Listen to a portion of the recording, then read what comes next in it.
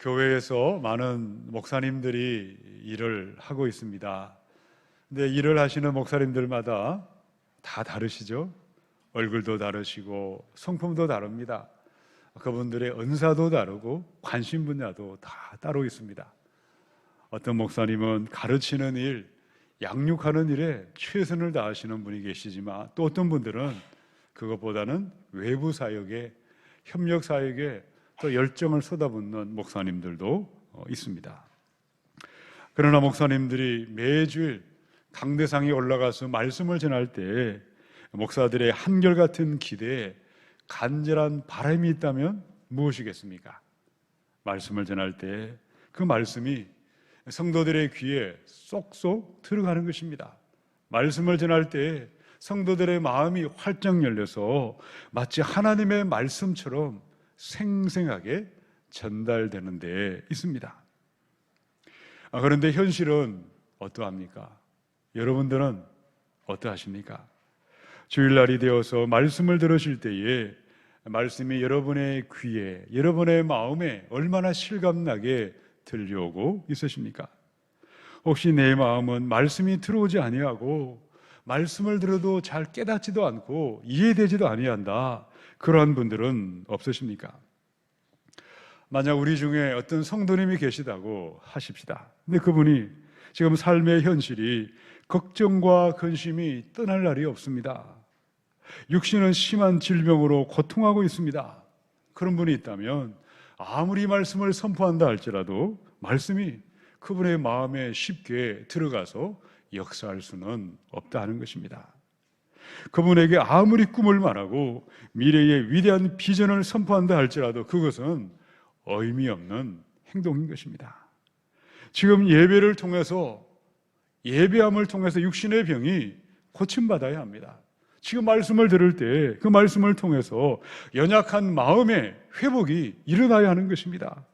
그리할 때 그제야 말씀이 들어오는 것이고, 그제야 하나님의 꿈이 나의 꿈이 되고 하나님의 비전이 나의 비전이 되게 하시는 줄로 믿습니다. 오늘은 본문의 말씀으로 시편의 91편을 읽었습니다. 시편 기자는 우리의 삶에는 악인의 화살이 있고 치명적인 위험이 도사리고 있고 많은 고난이 있다고 이야기합니다. 그럼에도 불구하고 그가 전능자의 그늘 아래 거했을 때에, 지존자의 은밀한 곳에 거주했을 때에 육신의 병마에서 일어남을 얻었습니다. 마음의 걱정근심이 사라지며 하나님의 보호하심과 하나님의 지켜주심과 장수함과 만족함의 풍성한 복이 나의 삶의 현실이 되었다고 노래하고 찬양했습니다. 이 시간 우리 가운데 육신의 병으로, 마음의 병으로, 삶의 고난과 역경과 환난과 시험으로 고통하고 있는 분들은 없으십니까? 오늘의 이 시편의 91편의 말씀을 나에게 주시는 말씀으로 받아 먹으시고 살아있는 말씀으로 붙드셔서 우리의 삶에 장수함과 만족함의 풍성한 축복으로 차고 넘쳐나시기를 축원합니다.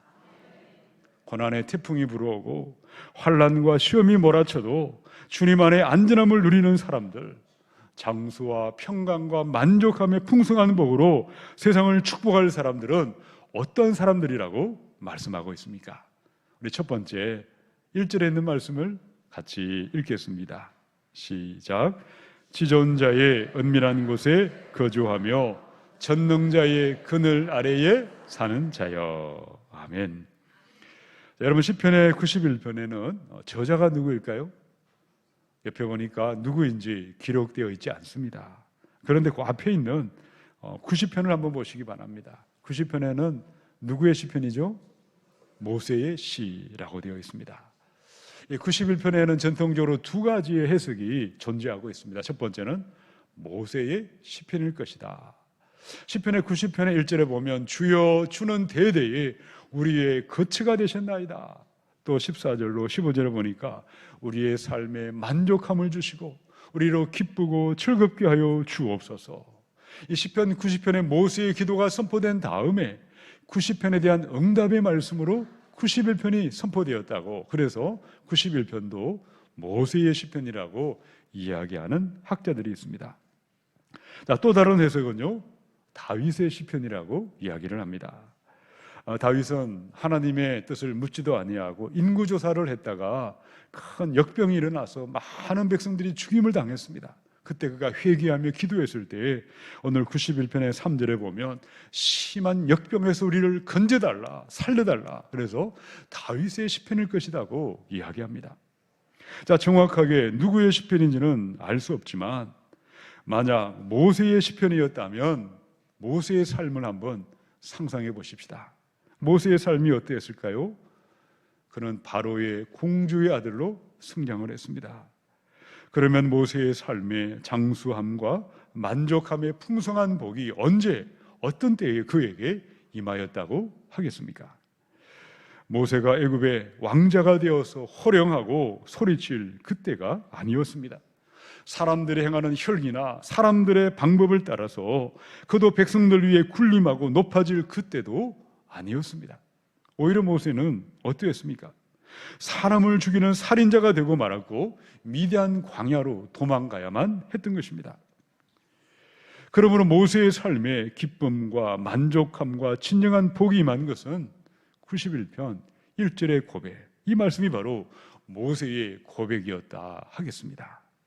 내가 지존자의 은밀한 곳에 거주할 때에, 전능자의 그늘 아래 거주할 때에 장수함과 만족함의 풍성한 복이 나의 삶에 임하였습니다. 그것이 바로 모세가 노래했다는 것입니다. 자, 또 한편 이 시편의 91편이 다윗의 시편이었다면 다윗의 삶은 또 어떠했습니까? 여러분, 다윗의 삶에 장수함과 만족함의 풍성한 복이 언제 어떻게 그에게 임하였습니까? 다윗이 골리앗을 무찔렀을 때, 다윗이 사울 왕의 신하가 되었을, 사위가 되었을 때, 백전백승하며 전쟁할 때마다 이기며 승리할 그때가 아니었다는 거죠. 오히려 그때 다윗은 어땠을까요? 신하의 아내를 간음의 죄를 범했습니다. 충성된 신하 우리아를 치열한 전쟁터로 보내어 죽음으로 몰아갔던 살인 교사죄를 저지르고 말았습니다. 여러분, 다윗의 삶에 진정한 축복인 장수와 만족함과 풍성한 복은 언제 임하였을까요? 1절의 말씀 그대로입니다. 내가 전능자의 그늘 아래 거했을 때에, 내가 지존자의 은밀한 곳에 머무르고 있을 바로 그때에 장수와 만족함의 풍성한 복이 나의 복이 되었습니다. 이것이 바로 시편 기자들의 고백이었습니다. 오늘 아침에 저와 여러분의 삶 또한 마찬가지입니다.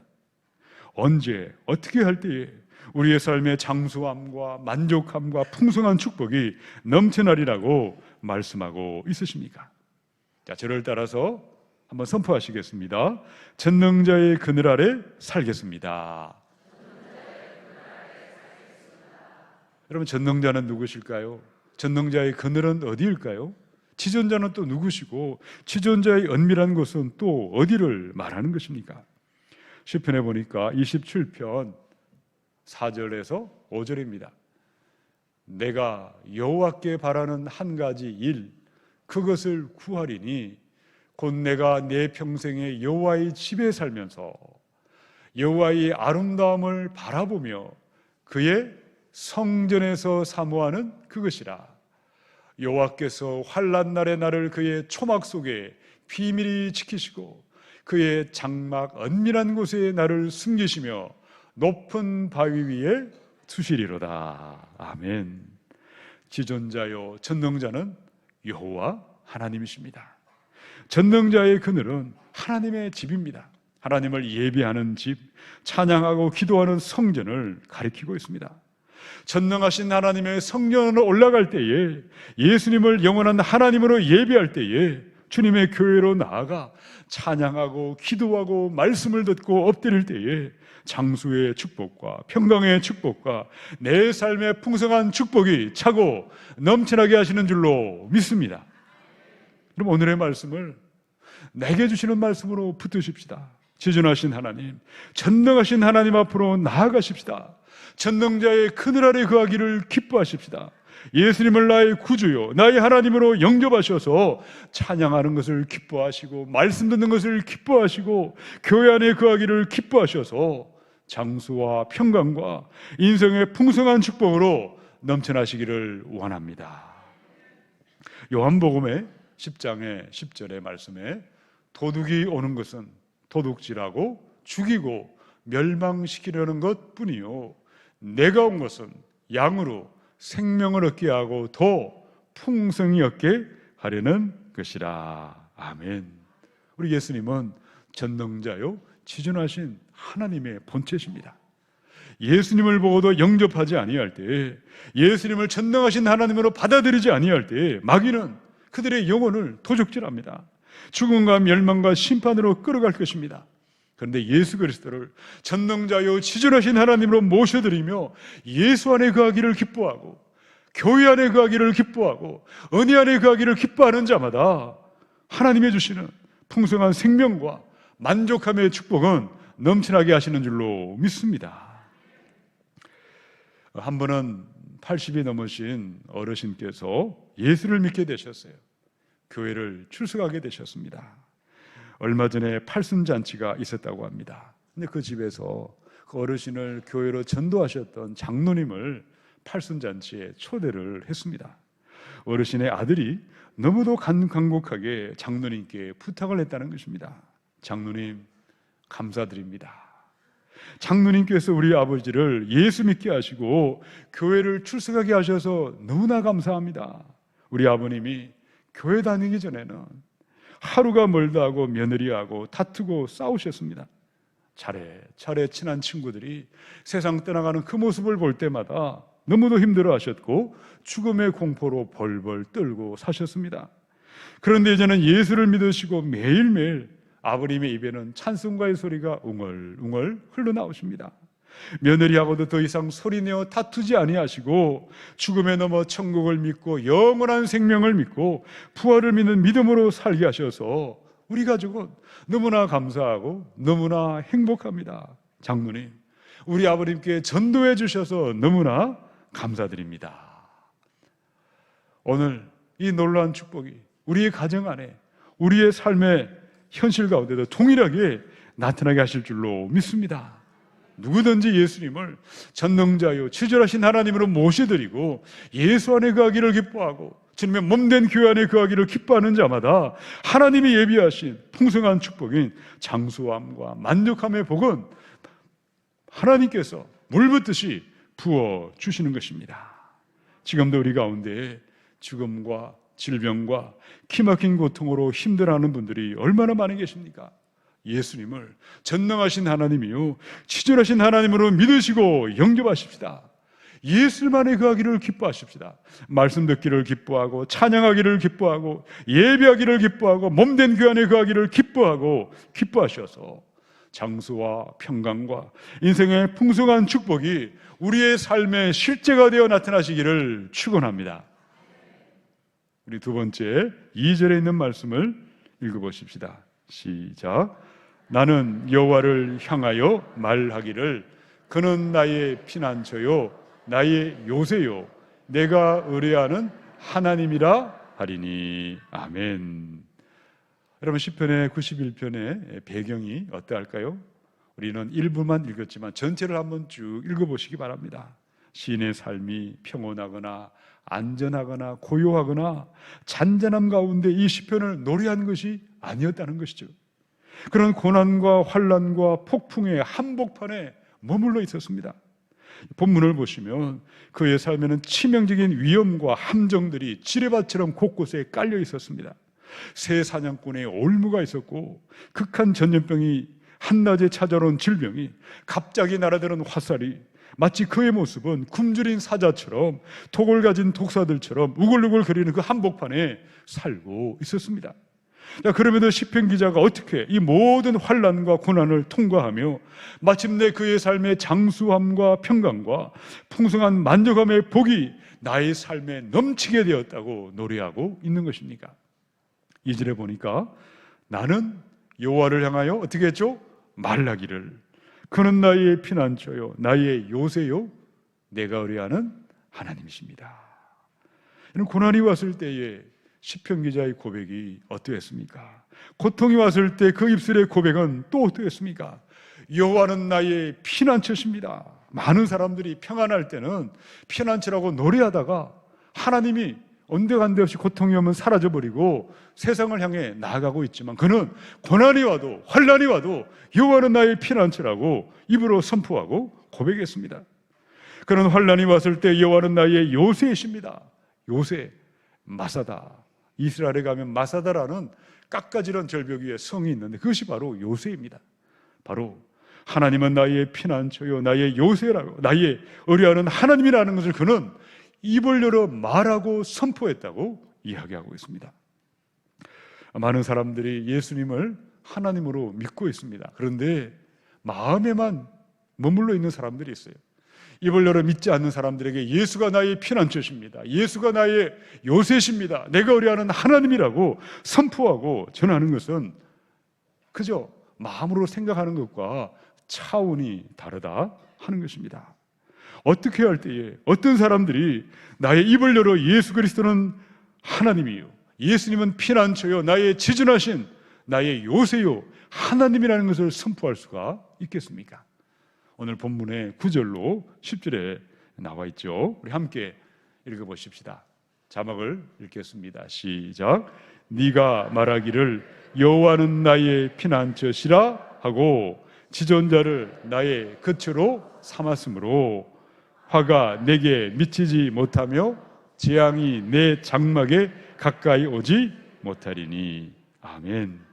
여러분, 예수님을 지존하신 하나님, 전능하신 하나님으로 소리내어 말하고 선포하는 사람들, 하나님을 내 삶의 피난처요 거처로 삼았다라고 이야기하고 있습니다.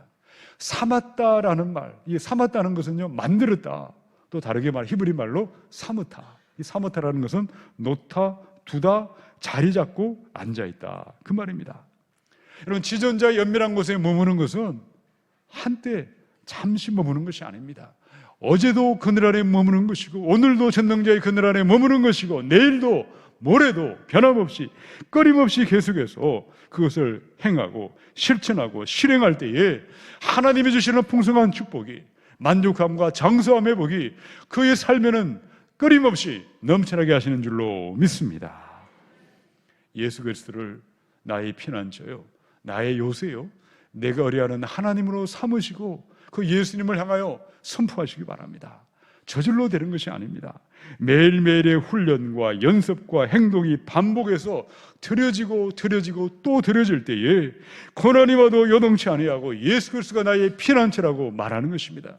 환난이 와도 흔들리지 아니하고 예수가 나의 요새요 전능하신 하나님이라고 선포하게 하시는 줄로 믿습니다. 욥기의 2장의 8절 9절의 말씀입니다.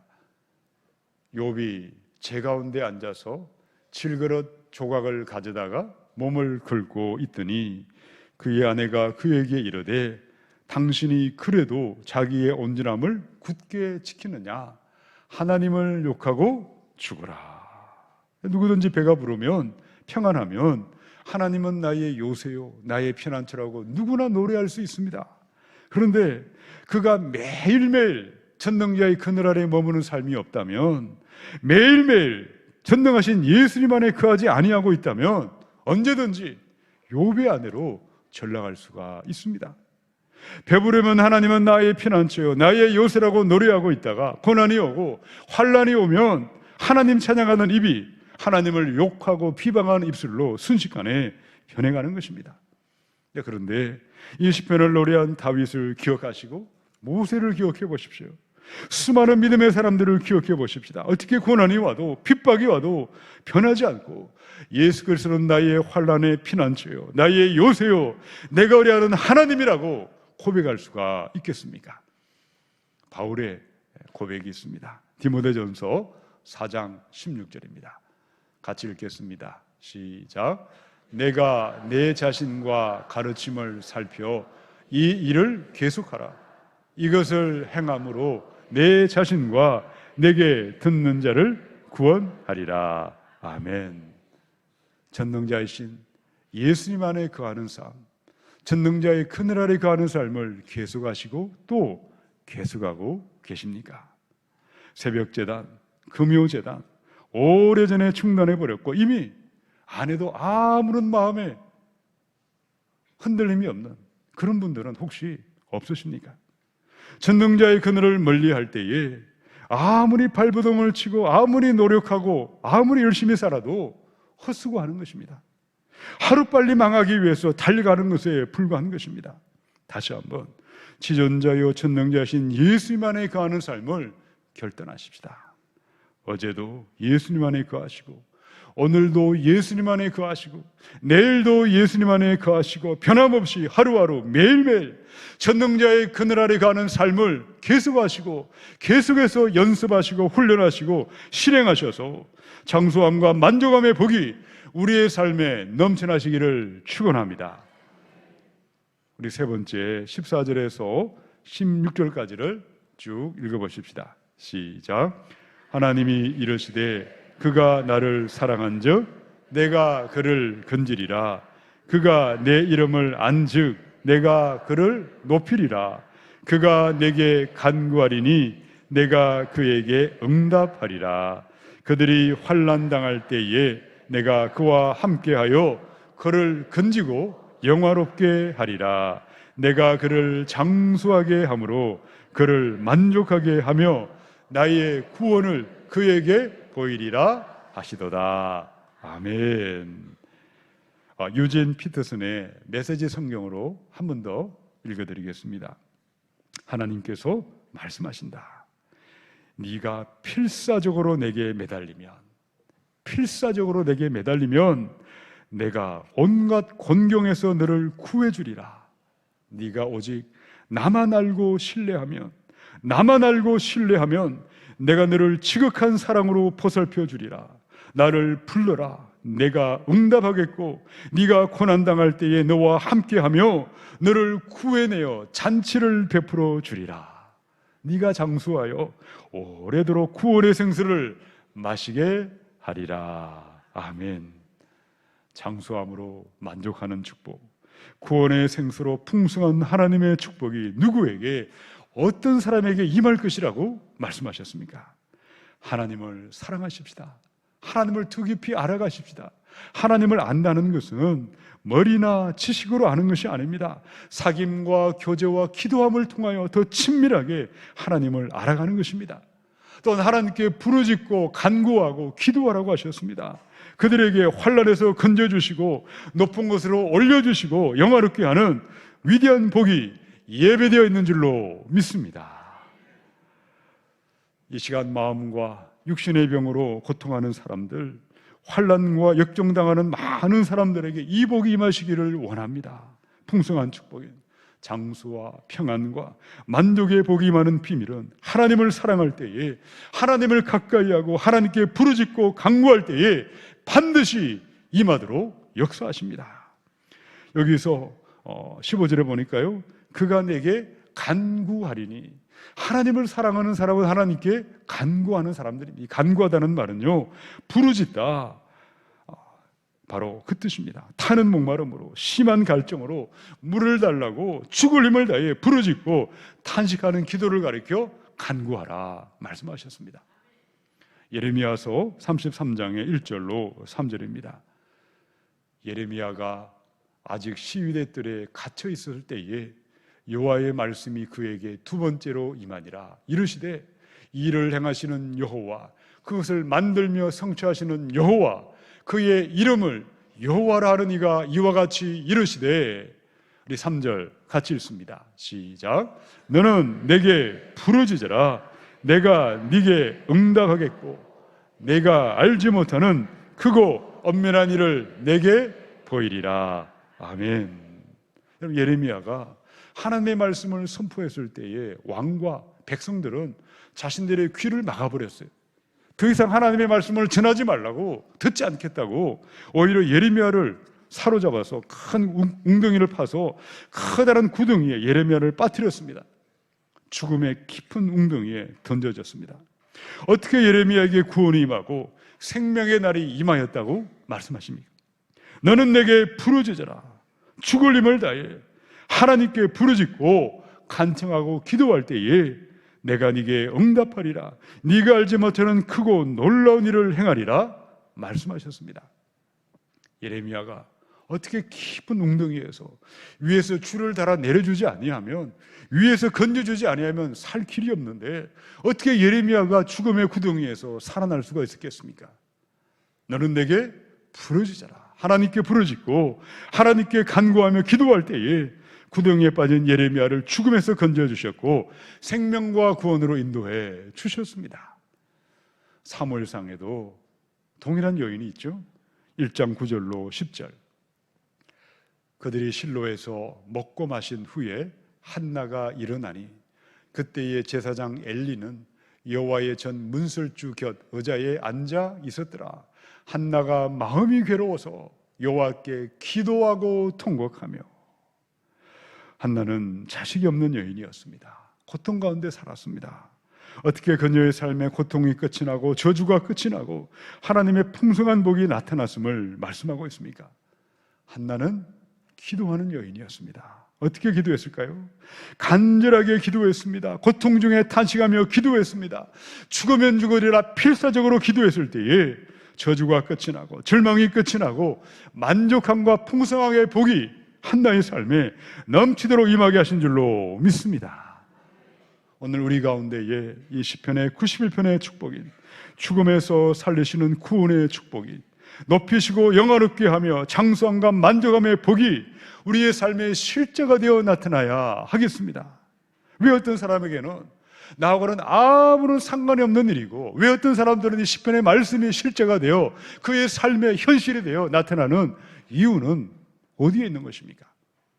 그들은 예수님을 치존하신 하나님이요 전능하신 하나님으로 믿고 예수 안에 거하기를 기뻐했던 사람들이었습니다. 그들은 환난이 와도 태풍이 와도 예수만이 피난처여 요새심을 믿고 주님 안에 거하기를 어제도 하고 오늘도 하고 내일도 변함없이 그 안에 거하기를 연습하고 훈련했던 사람이었습니다.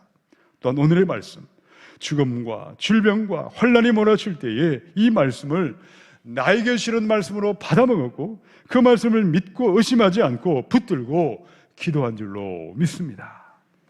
죽기 살기로 기도하십시다. 필사적으로 기도하십시다. 그리할 때에 장수함과 만족함의 풍성한 복은 우리의 삶에 현실이 되어 임하게 하실 줄로 믿습니다.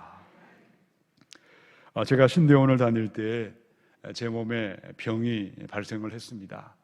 너무나 사모하는 마음을 가지고 신학교를 갔는데 몸에 병이 나서 신대원을 휴학을 하든지 아니면 목회 사역을 그만두든지 둘 중에 하나만을 하라 이야기를 들었습니다.